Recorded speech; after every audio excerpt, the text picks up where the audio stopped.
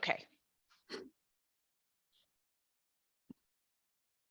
Howdy all, I'm Paul Thompson. Welcome to My Project Hell, where for the next 20 minutes or so, Kelly and I are going to throw away the corporate lingo and talk some no-nonsense project management and give you some plain solutions to real problems.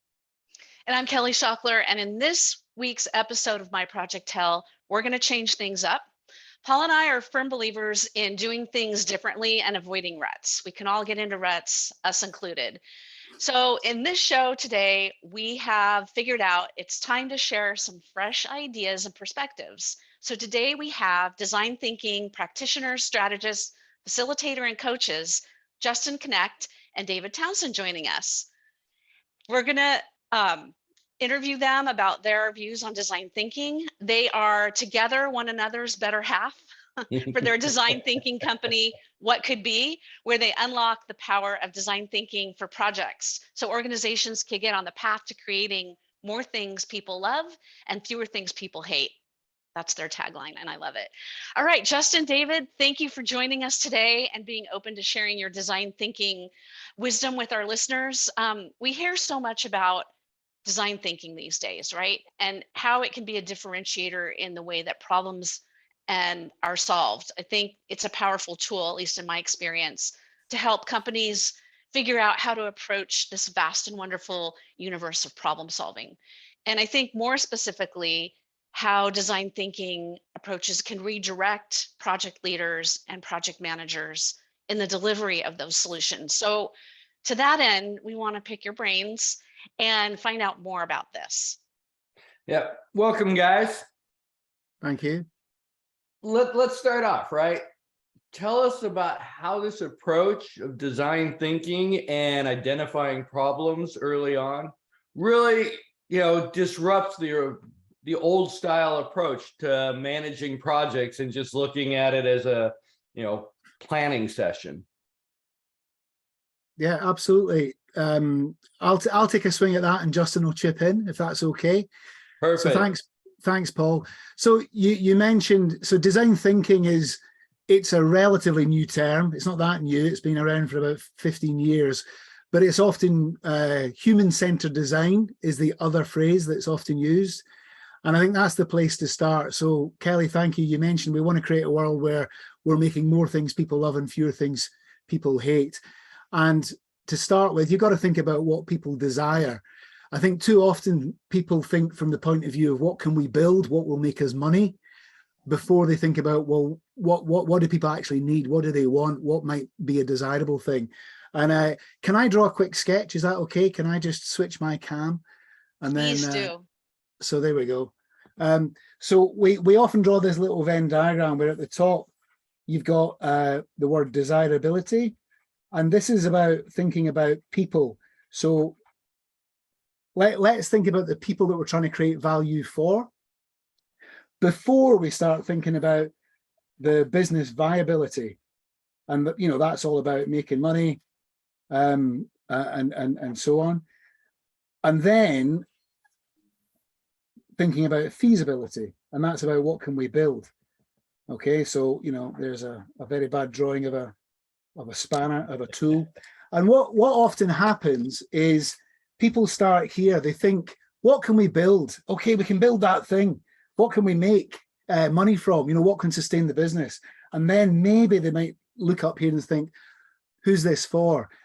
What design thinking does, and the way it disrupts conversations in organizations, is to say, what do people want? What do people desire? Okay, start there. Of the things they desire, what makes sense for the business? And what might we be able to create business value from? And of the things people desire that make sense for the business, what can we build? So we're sort of disrupting by going back and say, well, who's this for? Why does it matter? Who's going to care about this? So I think that's the first thing. And the overlap of these things in here, often we draw that as a big love heart. That's the sweet spot of human-centered innovation, right in the middle where those things overlap. Justin, do you want to chime in? I think that's a beautiful drawing. So You're too kind. Let's see my face instead. Yeah. So yeah, so I think that just helps. Who's this for? It's a disarmingly simple question, right?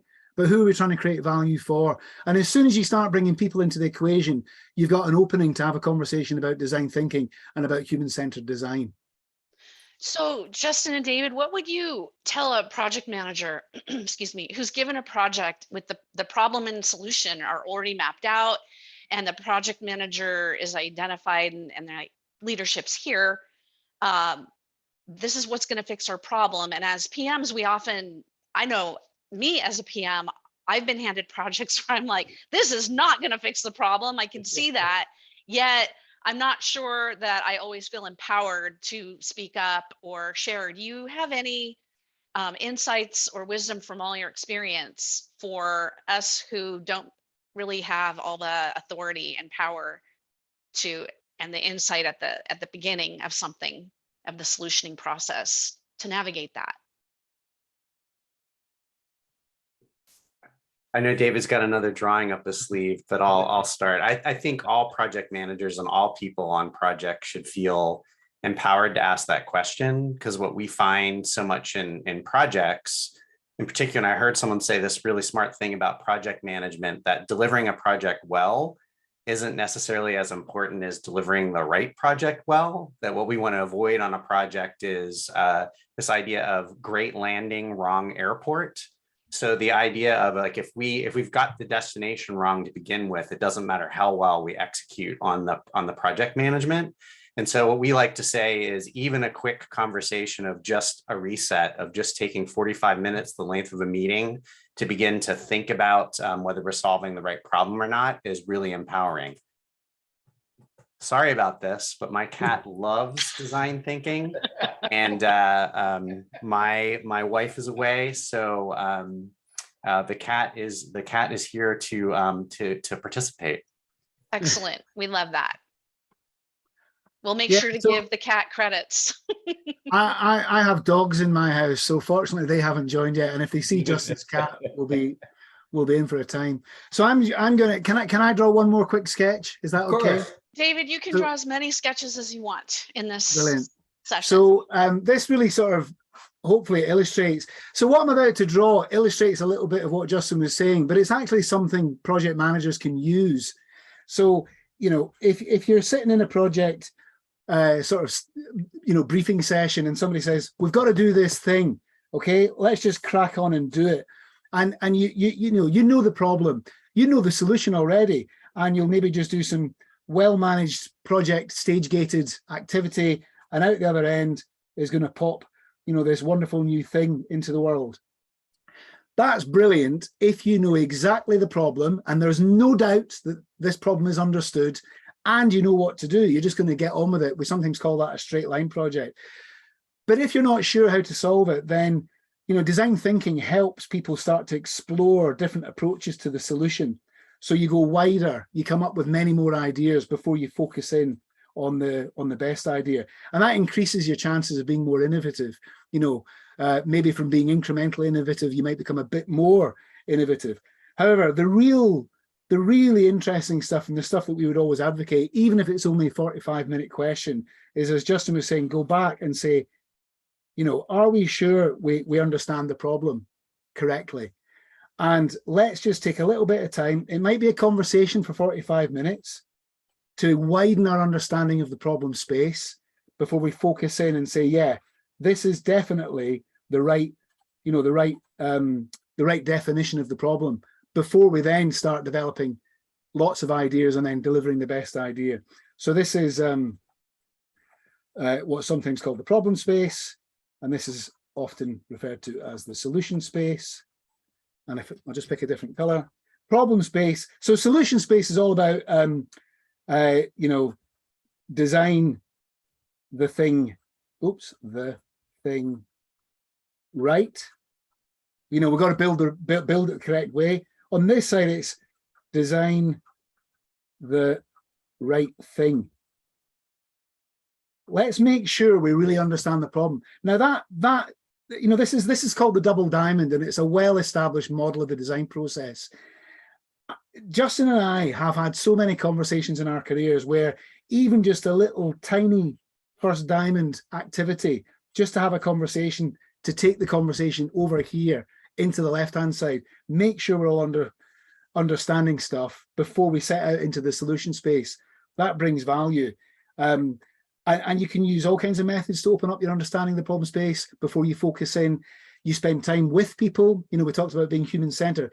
Go and spend time with the people that you're interested in. It's amazing how many projects don't do that, and therefore how much assumption is loaded into the solution space before you start.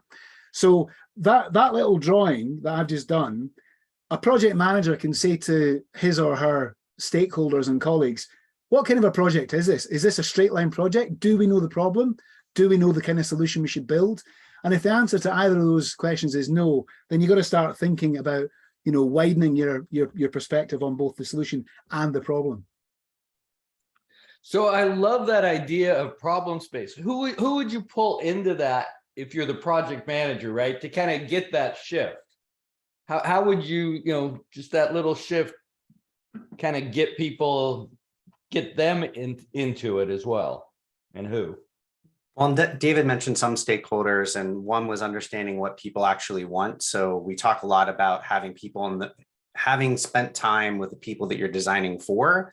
And I think the people that you're starting to talk about are the people that you're designing with. So obviously, if you've got project managers, product managers, people on the design team, representing different roles, we'll spend a lot of time at the start of the project before we even get into that double diamond thinking about who are the right people, like who do we need to have in the room that's going to help us do this? And then do we actually understand the challenges and the motivations that are wrapped around delivering this project and those people? And you mentioned about responsibility, Kelly. I don't necessarily feel the responsibility to kind of pump the brakes on the problem, but I feel like with project managers, we should all take responsibility for the why as much as the what. And I think that having those conversations gives us a lot more, allows us to promote those projects in the right way of why we are doing something, as much as what we are trying to accomplish. And that helps build alignment and allows us to talk to other stakeholders more effectively. So I wouldn't pull a ton of people together, but I feel like 3 or 4 of those core people, some key decision makers to make sure that they've been involved in the process. And I think you're going to set yourself up to a lot more success. Well, I love that yeah. Oh, go ahead, Paul. Well, no, I was just gonna say that's great advice, right? It's those key stakeholders, just get the conversation started. So I appreciate that insight. Thank you. I like also, Justin, that you put the spotlight on project managers. It's not just about the what, it's about the why. It just seems like in what we've seen, so many PMs are just, okay, give it to me, I'm going to go run, not ask any questions. So what would be the one question that a PM could ask to move the group back into the problem space and get the conversation going? Is there one really powerful question that could be asked? And there's probably a simple one that you use often. I'm going to let Justin ask because his eyebrows, he's itching to go I mean, I do think it's why. I think there's the question is why are we doing this? What is the benefit that we're delivering for the people that we're going back to that Venn diagram that David drew? The idea is like, why is this important to the people we're designing for? Why is this important to the business? I think. Yeah, David, and I've got another answer too, but yeah. No, it's a build on it. We love asking questions, and why are we doing this is a really simple question. And if people can't answer it credibly, then that's immediately raising concerns or red flags, or it's highlighting some degree of misalignment, right? Because people in the room that should know about this work are not aligned. They're not sharing a sense of purpose behind the why. So I think that's why it's really important. And by framing it as a question, an invitational question, you're bringing people in. I think you're maybe going to get a little sketch from Justin now. Is that right, Justin? Or have you been interrupted by a cat? He's going on mute. You're on mute. My question was, why is my cat scratching at the door, which I knew the answer to. Yeah. So yeah. And often we often use a phrase to answer that question, in order to, because I think it is the answer to why isn't like, why are we, just a straight answer to why are we doing this. I think that in order to, or so that talks about like the benefits that you're going to derive from that project. And to David's point, we spend so much time in the solutioning space, and people pay us for answers. They don't necessarily pay us for questions. And I would love to see that change more, of spending the same amount of time generating good questions as we do solutions, because the quality of the questions that we ask, I think, are really the things that drive the quality of solutions. So the more time, it's typically not just one question we're trying to answer, but thinking about a range of questions we could be asking really helps us kind of begin to break down a project, because there might be many different threads and many different solutions we need to look for, because it's typically not one big question we're trying to solve. We have to, eat that elephant one question at a time. Yeah. No, I like that. And I'm going to go a little off script here, and hopefully Kelly won't beat me. But I mean, your guys' knowledge of this is great. How did you two come together and really form your company? Well, so Justin and I have known of one another for quite a long time, 10 years, maybe between 8-10 years, something like that. And we both used to do work independently for the UK Design Council on different programs, knew of one another, saw one another from afar, heard things about each other. And then I became aware of Luma. Justin used to work in Ireland, moved back to the States in Pittsburgh, started working for Luma. I heard about Luma. We were using Luma methods. I was not trained in Luma methods, and I came to Pittsburgh to get trained up. And that's when we first met, right?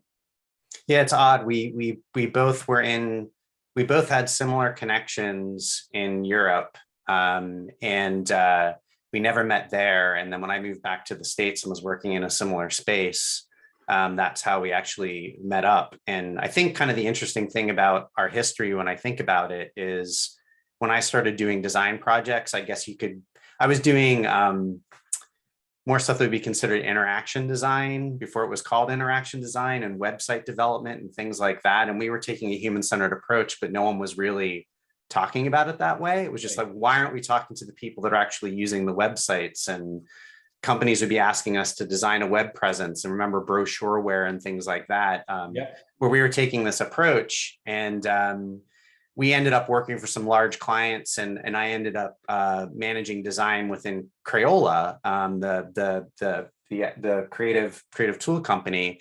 And what was really interesting there is they were very focus group driven, things like bases studies, like quantitative research driven. And a group came in to expose us to this human-centered approach to spending time in people's homes, watching their kids use our products. And again, it wasn't called human-centered design at the time. But I think both of us, David and I, have kind of fallen, and we're always kind of naturally doing that approach. And now that it's been kind of quantified and named, we're very passionate about, we want as many people to be able to take advantage of this.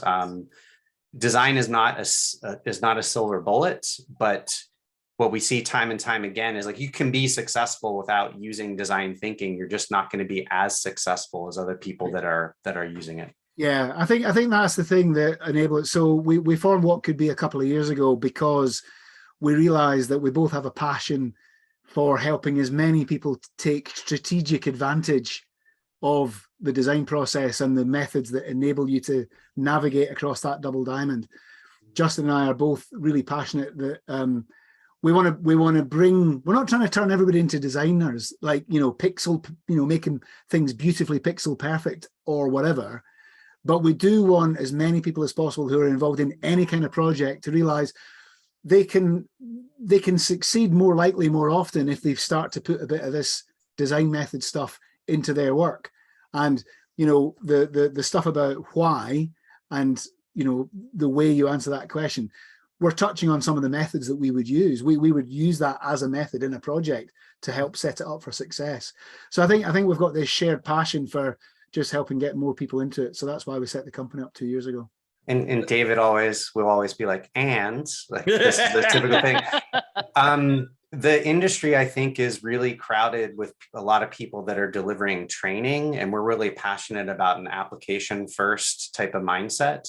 Gotcha. So this idea of this is about people's work. It's not about design thinking. It's about project managers want to deliver projects more successfully, or they're in a part of a project and asking these questions where I naturally feel the problem's not defined well, or we're not good at coming up with ideas, or these things that are very specific to projects. And we are very passionate about, you should be able to identify in your own process and in your own projects where you might need some assistance, and just do it. And if you need training, great, go do training. But I think we would prefer if people can kind of figure out where to focus and try some things without having to, I might need to fix my refrigerator. I don't need to take a certificate course in appliance repair. Like there are ways for me to figure out this little thing that I need. I need the water filter changed, not the compressor rebuilt. There you go. Yeah. And experimentation, right? And that's a great segue, because we are kind of out of time. Where can folks find you guys real quick, so they can get in contact with you for more information? Whatcouldbe.com. Whatcouldbe.com. Great. And if I could, there's my and again. If you add a little slash on that, reveal blind spots. That's a quick way that a project manager or anyone could look at how well do we understand, is this project primed correctly? So that will take you through like an 8-minute questionnaire. Doesn't cost anything. I don't know why anyone wouldn't spend 8 minutes kind of determining where's the best place to focus their time and limited resources. Yeah, Perfect. do check out whatcouldbe.com. And also David and Justin have a really interesting design canvas, which I would like to have you back on at some point to just talk about that. That could be a whole nother episode. So we just want to thank you both for joining us today and sharing more about what you do and how project managers can be a little bit more curious when they get a project handed to them about why and what could be. So thank you both for being with us today. Thanks for having us. You can catch all of our previous episodes on our YouTube channel. And while you're there, please follow us. If you're registered for My Project Hell, you're going to get a follow-up email that has both Paul and my calendars on it, where we offer a free complimentary session to spend time with us course correcting in your Project Hell. And I appreciate that. And I hope you guys all enjoyed the show. I know Kelly and I had a lot of fun with these guys. We really appreciate their time as well. If you would like to participate on My Project Hell in Coach's Corner, drop us a note at myprojecthell@gmail.com. We're always on the lookout for project managers looking to lift their game up out of their hell. Post show, you're gonna get a survey. Please, we encourage you. That's our lessons learned, and we're always looking to improve the show for you guys. So thank you all very much. Guys, thank you for joining us. Appreciate it. It's been a pleasure. Thank you. Thank you. Thanks, Ken. Thanks, bye.